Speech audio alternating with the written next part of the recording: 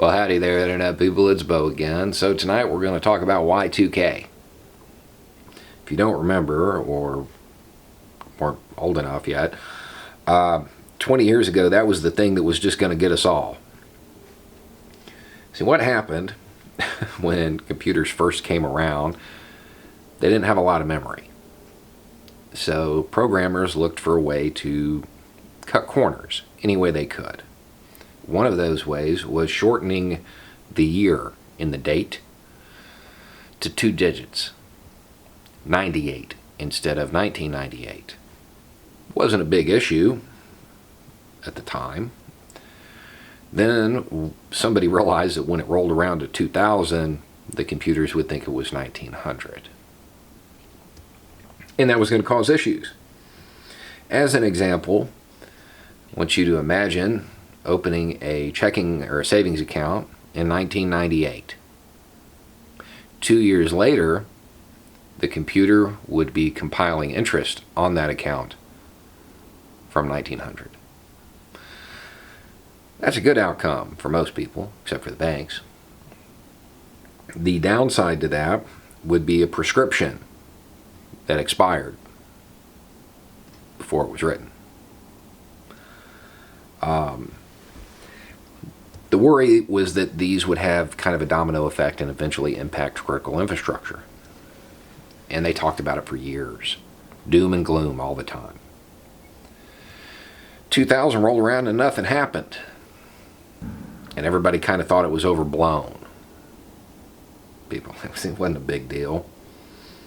And that's when you run into one of the big paradoxes of crisis management, of the security industry in general. Your failures are known. Your successes are not. The reality is that we spent almost $500 billion to fix this problem, so it wouldn't become a problem. Now, some of that money was spent just kicking the can down the road a little bit. Some of the programmers, in, again, an attempt to kind of cut corners, they didn't move over to a 4-digit date system. They just went in and told the computer that from 00 to 20, well, that was in the 2000s. Everything else was the 1900s. And that's why this month we've had some problems. But it demonstrated that the fear was real. You had a lot of glitches, and some were pretty significant. In those programmers' defense, I would suggest that most of them did not believe their system or software would still be in use 20 years later. Some of them were wrong. But luckily, for the most part, they were right, and these glitches have been isolated. This whole thing can teach us a whole lot about climate change. Since the topic came up, we've been doing little things to kick the can down the road. Things that make us feel better, things that make it seem like we're doing something, but we're not actually solving the problem. And we're running out of time. We're in December of 1999, and we're still arguing about whether or not we should do anything. We are running out of time. And the impacts are substantial. There's no doubt about that. I was looking at some of the projections for sea level rise. It's cool for me. Cool for me. Where I'm at right now, it's going to be about 1/10 of a mile from the coast, 1/4 of a mile from the coast. That's cool.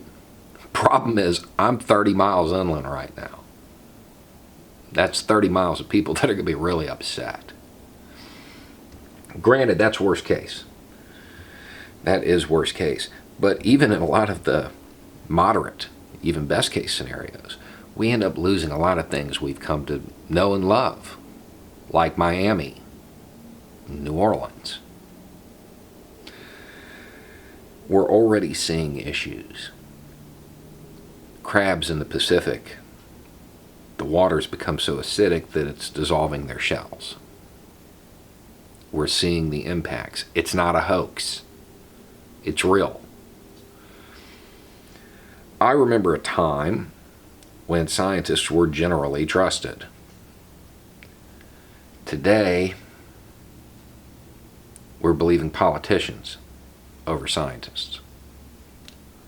One of these groups is known for pursuing truth and facts. The other is known as lying manipulators. And those are the ones we're trusting with our future. We might want to rethink that.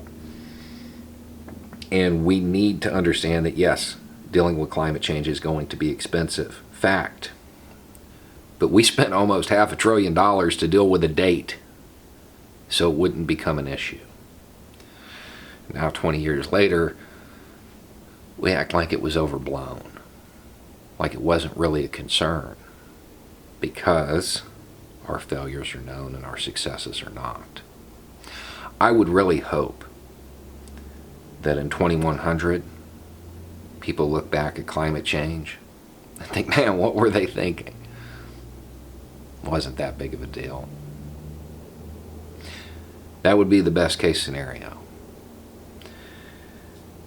The alternative is that people know we failed.